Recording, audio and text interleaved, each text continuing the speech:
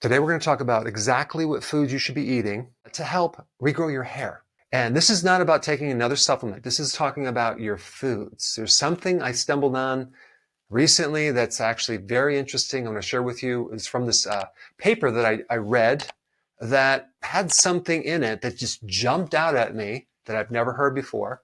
And then I did a deep dive into this one single amino acid and I found some amazing things. Okay, so I'm going to share that with you today.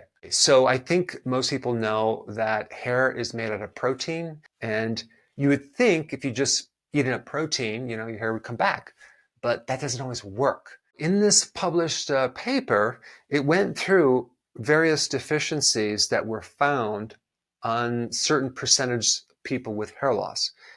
And then I get to this one amino acid that was deficient in over 90% of people with alopecia. And this amino acid is called histidine. And no, I would not recommend going out and just getting it and taking it, because I think it's really important to understand why you might be deficient, if at all. It's not an abundant amino acid, but histidine is a precursor to histamine, okay, which is involved in immune reactions, allergies, inflammation, healing, things like that. If you're deficient in histidine, you could be anemic because the need for that amino acid to build red blood cells. It's great for your skin if you have eczema or any type of dermatitis. If you take too much of it, you can get premature ejaculation. So that's one interesting function. It's going to be directly involved in making the keratin protein of your hair to make your hair strong and more hydrated, as well as regulating the copper and zinc, okay, that the hair needs as well.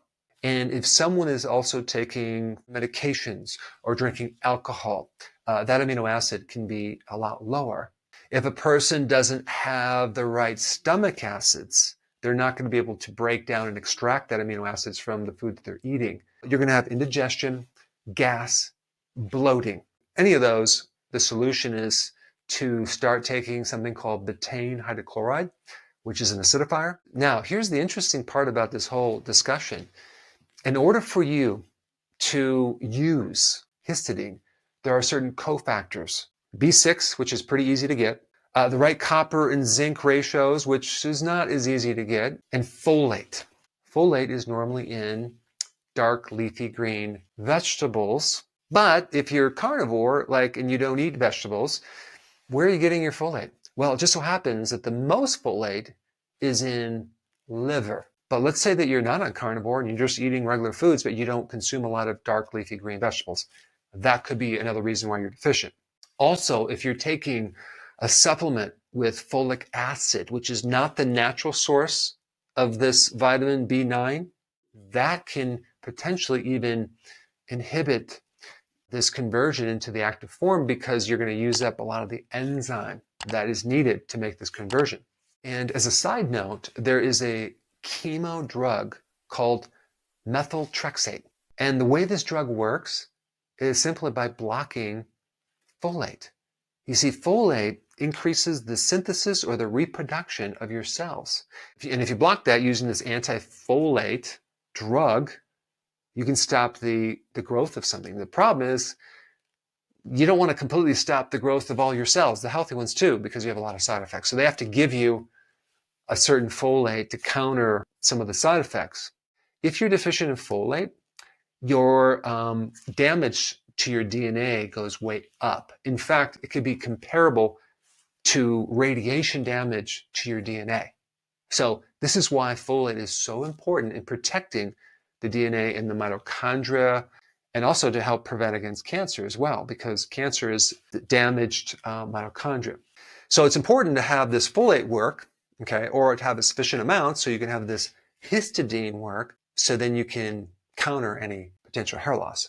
Let's say, for example, you go on a prolonged fast and you start losing your hair.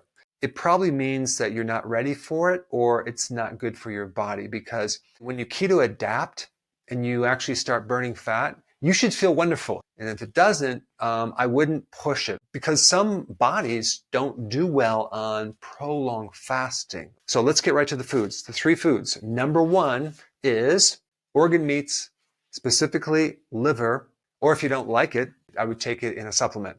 Here's the thing about liver. Potentially you can consume too much liver, but if you're consuming like maybe 2 ounces or 3 ounces, you're not going to have a problem. But if you're consuming a lot every single day, that could be a problem. And just as an interesting side note, some people have this idea that if I consume organ meats like liver, I'm going to be getting a lot of saturated fat. Actually, no. Organ meats are very low in fats. Number 2, you want to do more animal protein. Beef, you can do fish and stuff like that, but you want to make sure you have enough of that raw material. And number 3, shellfish for your zinc and copper ratios. But shellfish also has selenium, it has all the trace minerals.